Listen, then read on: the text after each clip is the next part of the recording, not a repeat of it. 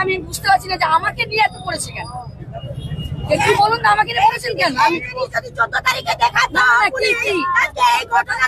মেয়েটা যখন ধর্ষণ হয়েছিল, মেয়েটা যখন খুন হয়েছিল, তখন কোথায় ছিলেন? আপনার মেয়ে না, আপনার প্রত্যেকটা মেয়ে তো এইরকম যদি হাতটা শক্ত করতেন তাহলে মেয়েটা মরতো না। একটা সাধারণ মানুষকে বাধা দেওয়ার জন্য এসেছেন তো। হ্যাঁ, চলুন যান। হ্যাঁ, একটা সাধারণ মানুষকে গার্ড দিতে এসছে। আমরা এসছি কেন সেই জন্য ঘিরে ধরে রেখেছি।